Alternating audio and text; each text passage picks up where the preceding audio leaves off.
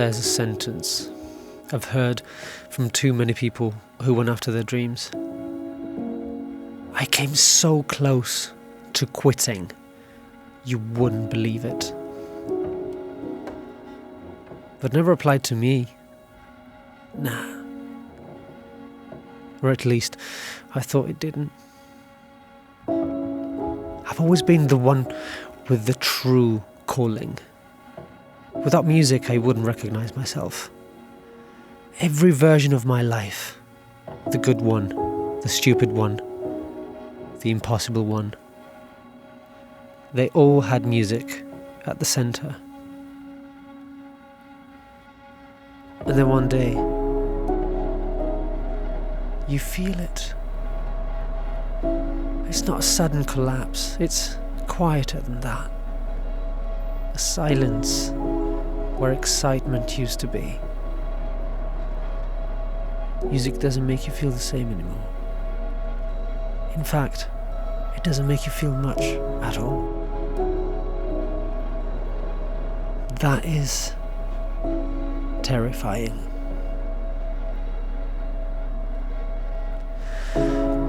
You try to ignore it, pretend it's just stress or the weather or a bad week.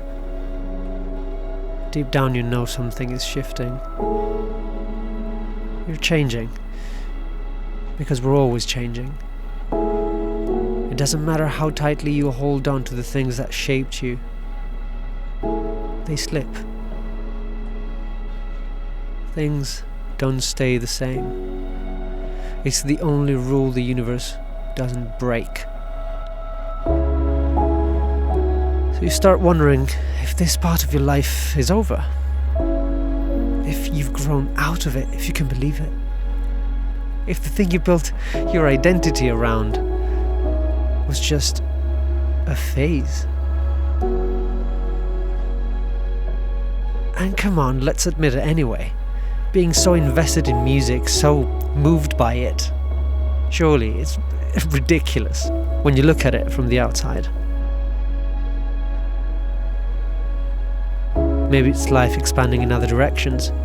Maybe it's age, it's responsibility, or disappointment. Or maybe, if you're lucky, you just forgot how to listen.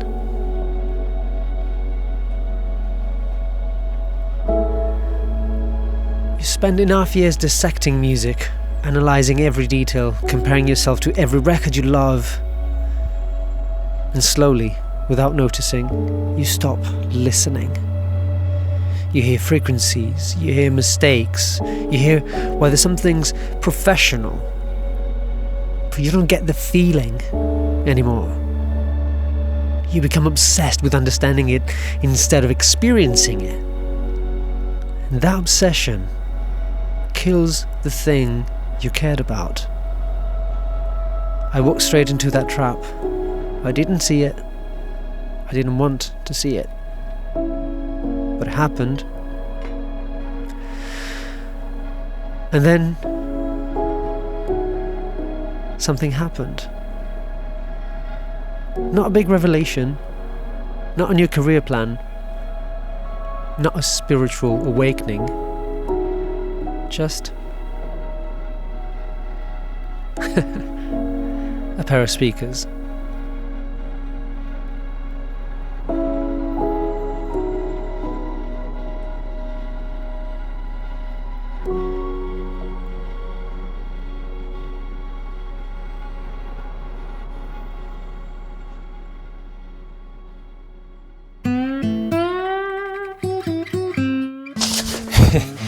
Hey look, I know this sounds dramatic, but these speakers are just so good, so good.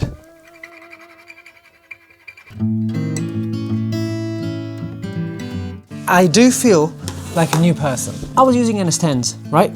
CLA 10s technically, the active version. They're amazing, I love them. I had paired them with an active sub so that I could hear the entire frequency range. And there's a lot about NS10s that really works for me, and we can talk about it another time. But the one thing was, they were always leaving me guessing, especially in the low end, but not just in the low end. And every time I was mixing on NS10 speakers, and then I would go and check the mix in a bigger studio with ATC speakers, for example, and the problems were obvious. You know when like there's a problem in the mix and you can hear it, you can't quite put a finger on it, you don't know what problem. And then I would go on ATCs and I'd be like, yeah, clearly obvious, I'm lacking in the low mids, put an EQ on, obvious. This room sounds really good, and I'm really proud of it. So I thought the speakers were holding it back. I just didn't know how much improvement I could get on that front. Meaning, not just how much my mixes could improve, but also how my quality of life could improve thanks to that. Because yes, my mixes got better and a lot quicker, but also I had lost something. And with these speakers, I found it again. I just started listening to music, first of all for fun again, I know, but sometimes it's tough. I had kind of stopped listening to music, just like sitting down and listening to music. You know, I'd be listening on AirPods while traveling and all that, but not really sit down and listen to music with intent, which with these speakers, now I do kind of a bit too much of. But then, yes, I fell in love when I listened to these speakers at Present Day Productions headquarters, and I was really stunned and impressed. But of course it was a different room, and to be fair, they had subwoofers. So when I heard these speakers in this room for the first time, the first track I listened to was Back in Time, because the night before I had watched Back to the Future and found out that Elijah Wood is in Back to the Future. Did you know that? And so I kind of fell in love with that song in the moment, and the next day I listened to that one first, and I was like, oh my god, the amount of detail is crazy, the mid-range is crazy, but unfortunately they don't quite have the deep low end that I like in speakers. Like if there is deep low end, I want to hear it. And so I was a bit disappointed, because in my mind I was like, these speakers don't work for me. And then I played the next track, and the extension, like the low end wasn't extended, it was like limitless. It was like I could hear 25 hertz, right? I could hear the whole thing. And so this was probably the thing that I had never experienced before that really threw me off in a good way. Every song sounds like itself. So if there is deep low end, you're gonna hear all of it. If there isn't any, you're not gonna hear it. If the low end is there, but it's all muddy, you can hear that as well. If it's really clear, you can hear that as well. It's incredible. And that got me so excited that I just started listening to different albums, different songs, just to hear the difference. And like I was studying music again, which, you know, I keep doing, but it got really exciting again. And more on piano later, because piano is particularly incredible in these speakers, and I think I know why. And so I started staying up, and I started just like making some more music, mixing a bit more, doing one more revision, yeah, why not? I even started mastering stuff from Apple Music, you know, through SoundSource, which there's a video that I did that shows you how I do that. And that was the thing that gave me this sort of unsettling feeling in a good way. I felt a bit like a villain. I was listening to all these songs and they were mixed and mastered, and I always thought that they sounded great. And then with these speakers, I could actually make them sound better. And then I tried if that thing's translated to the other speakers, and it did translate. So it was like, oh my god, I can hear things that nobody else can hear. That's in between like a superpower and cheating. The feeling was literally, if the engineers that made these albums had these speakers, these albums would genuinely sound better. Which is crazy to think, but it is genuinely a thought that I had. And this confidence that I have, like, I'm like, yeah, give me any mix, it doesn't matter what it sounds like to start with, it's gonna end up sounding amazing, because if it's not, I'm gonna hear it. And you know, all in all, I just did not want to leave the room. I just wanted to stay in here, make music, listen to music, enjoy music. All in all, there was a spark that I hadn't felt in a long time. I got so excited, of course. What do you do when you get really excited? You call your friends and you go like, come on, you need to check this out. and I just gathered them around to listen to these speakers and see, first of all, if I was crazy or like overexcited about these speakers, but also honestly just to share the experience. You get lost in all these lamps, but they're beautiful. I know there's more and more every day. But if you know me one bit, I know the way I function is I'm not just happy being happy. I need to understand why I'm happy. What is making me happy? Mainly because this way I can replicate it for myself and for other people. I think the discipline of mixing, in a way, is about that, isn't it? And so I have an understanding of how these speakers achieve this, and I think it's really interesting, so I'll tell you. This was actually nice. Thank you very much. One. Thank you. Thank you. There you go. And full of leaves. Thank you. Everybody hates This is going to be the Spotify. thumbnail.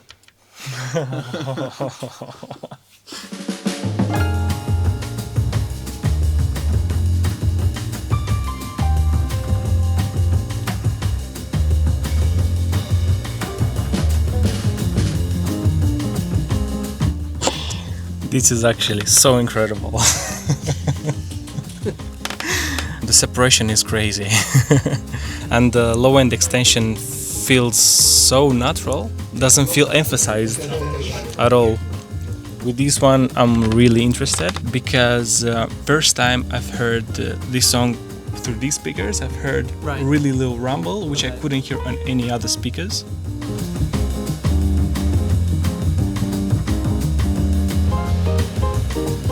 Yes, it is there. I couldn't hear on any other headphones or speakers. That's incredible. It's really clear as well. It's not like you can hear something. It's like you can hear exactly what's happening, right? Yeah. It's so strange. Okay, first of all, the low end. They go down to, I want to say -10 hertz, probably, the way it feels. You've got the extension, like it literally feels limitless. Like you feel the confidence that you're just going to hear it. No problem. And how they do that is they just use an incredible driver by Purify. See, this is a Purify 8-inch driver. This is regarded as like some of the best drivers in the world at the moment, full stop. See, this thing helps with reducing distortion. But the low end isn't just deep, which is important, but more importantly, it's incredibly precise. Like I never ever heard low end this precise in my life. How? Well, they're not ported, and this to me is really important. So a ported speaker, the one with bass reflex, you know, the ones with a hole, they effectively delay a portion of the sound in the low end to use that delayed signal to boost the low end. Ported speakers, you know, imagine like if you put reverb on your bass, on your low end, right?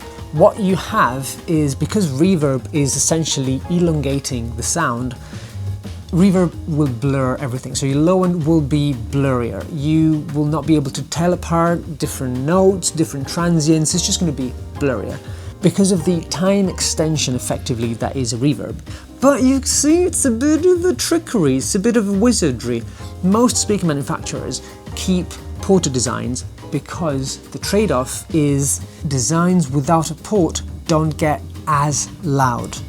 So these speakers, they are sealed, they have no ports. But that means that there's no delay, there's nothing. The driver, when it needs to start, it starts. When it needs to stop, it actually stops. So ported designs effectively boost the low end at the cost of blurring the low end. Sealed designs don't do that, like an Entails. That's what makes the low end accurate, and it makes sound every song like itself and not all the same. I mean, clearly it's not just that, but it's a big part of it. Crucially, a sealed design also will allow you to have the same type and same amount of low end regardless of the volume. Ported speakers, you might have to push them a bit louder to get the full low end. Sealed ones, no problem, which is great for people who mix at lower volumes, like me. Then they have incredibly low distortion, basically. Oh yeah. I'm saying this because I know how it was made because I made it. Yeah. So it's like a piano, and there's no mixing. There's no EQ, there's no compression, there's nothing. It's Only just recording. Yeah, literally just recording and then put it on a CD at the time. Usually because of that, like there's no like soothe or whatever, and the piano breaks speakers a lot. At least that's usually what I find. Right? It's like even on TVs, on soundtracks. Most of the time, if it's going to distort, it's going to be on a piano, like high note, and it goes. And with these speakers, like I want to listen to recorded piano music, whereas usually I don't want to because it never sounds as good as like playing it. Yeah. But just like play whatever. I guess the first one. The first one. Let's go with the first one. Don't think necessarily about distortion as the sound that a guitar amp gives to a distorted guitar. Think of it as adding something that wasn't there in the first place in the source material. So how do they avoid doing this? Again, incredible drivers. They use this Blisma drivers, and I have the beryllium version, which means they're made of beryllium, which is very rigid and very light. And what does this entail? It took me a while to figure this out. Like, the distortion thing has been quite confusing for quite some time for me, but now I understand it. When you've got distortion, you're mostly adding something that wasn't there in the music. So this something that you're adding is effectively masking the actual music that it's there. Not completely, but just enough that it hides the details. Think of it as like an image that blooms if your lens is dirty. You can't see sharp edges, you can't see little differences in shadows, and your dynamic range is limited in terms of like how bright or how dark something is in an image. And so the first time I listened to these speakers at Present Day Productions headquarters, I listened to Time Flies by Porcupine Tree, a song that I know really well, sounds amazing in my opinion. And one thing that struck me was, I swear, I could tell which part of the snare drum sound was coming from the close mic of the snare and which was coming from the overheads. And I like, that kind of sounds crazy, but I swear it's like that. Because if you don't have any distortion, you have no artificial blending, like the speakers aren't blending anything together. If it's not actually blended in the mix, the speakers will not blend it for you. The separation is crazy. Separation of the instruments, vocals, it's incredible. In some songs we talk about separation, in some songs we say, oh, the glue is so nice. What do we want? Do we want separation or do we want the glue? Like both. And some of those details, of course, will get lost when speakers actually do blend stuff for you, when consumer speakers are used, and AirPods and earbuds and all that, of course. But this way you can really work at a zoom level and with such a clarity and confidence that then everything that blurs the details more will just sound better. And the second thing about distortion is pianos. Piano, in my experience, is probably the instrument that tends to sound the least like the original thing when you're trying to record it for what it is. Now, the fact that I'm a pianist and I sat behind a lot of pianos in my life might influence this, but recorded pianos to me always tend to sound a bit like and I always thought, how are microphones not able to capture the actual piano sound? And it's not the microphones, it's the speakers. I swear, on these speakers, you feel like they sound like you're in front of a piano. You can hear very clearly the hammer, you can hear the low end, but also you can hear the note exactly with its entire harmonic series without anything added. And that is stupid and beautiful. And I genuinely did not think it was possible. I had given up. And now I listen to so much piano music, it's crazy. It just sounds like a piano. Yeah. It feels like there is no wall here. Yeah. Yeah, it feels like I'm seeing you playing the whole as well, the piano.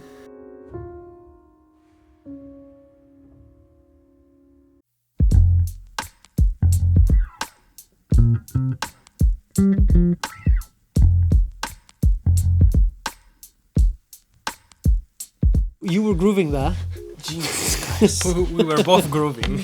This is insane, man. It's just insane. Literally, like with the eyes closed, you just see, like you just see the band, this guy singing here on the side, and then at some point I just realized I heard a lot of things that I've never heard. Just simply never heard.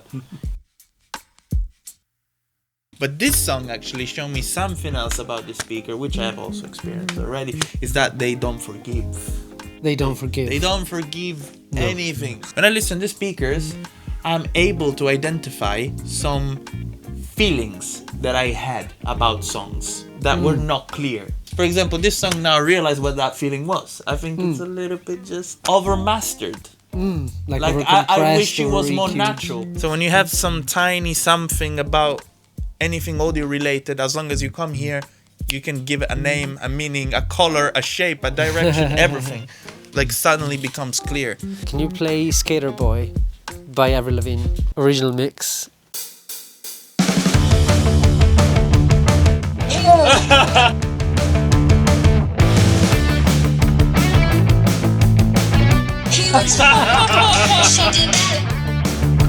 Did you know that was there?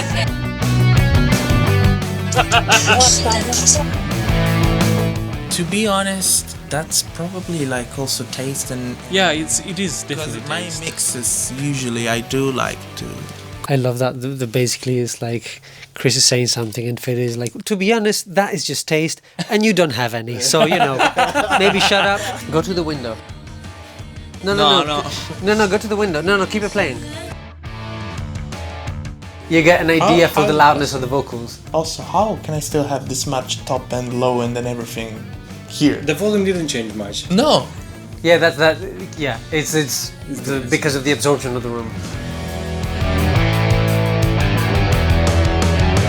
This sounds a lot bigger and grand than I thought it would. I've heard this in like my AirPods, in PMs. Can I name drop brands, by the way?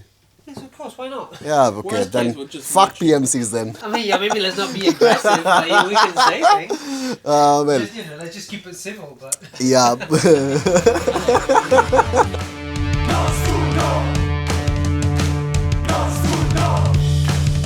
And then we give it a mix, because listening to music is one thing, but to actually work on these speakers is yet another thing.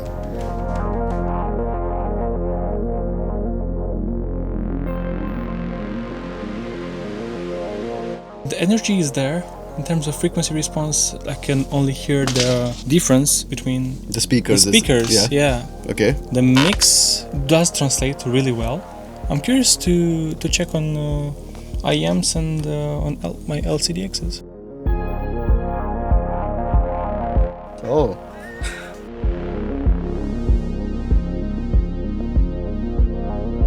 I'm gonna listen to these ones in the meantime. Just a second.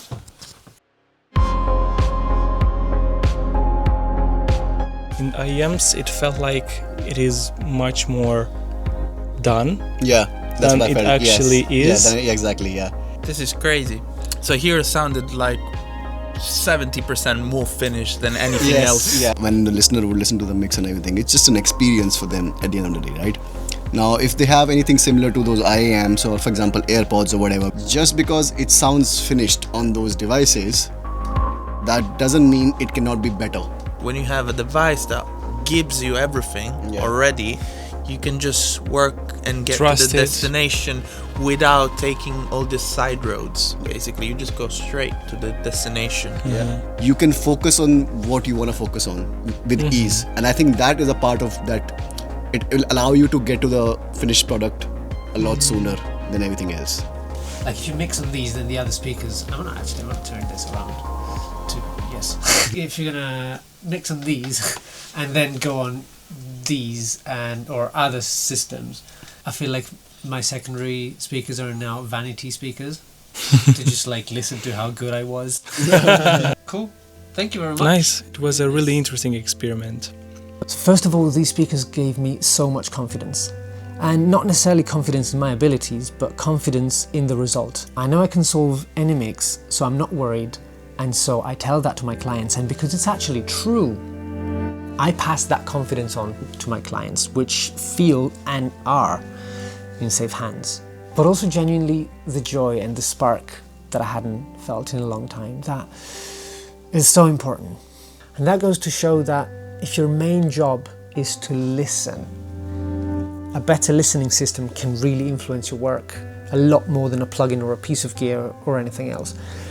Because when you can hear clearly and you get moved by music, then you have a great compass, which is always going to show you where greatness is so that you can follow it and reach it regardless of the means. It also goes to show that if you have a job that deals as much in emotions as music does, you can't work with good enough. You need to be excited, inspired, looking forward to working, which is exactly what it all felt like the first time you came in contact with music, isn't it? Alright, I wanted to share this with you.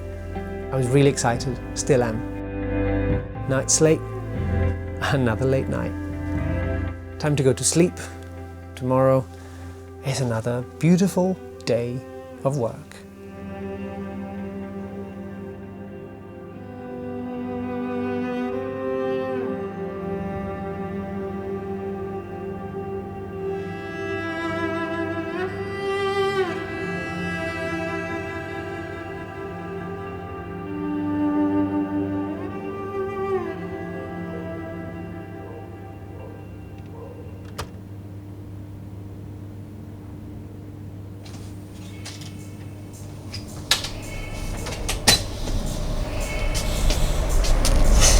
Okay, just one more.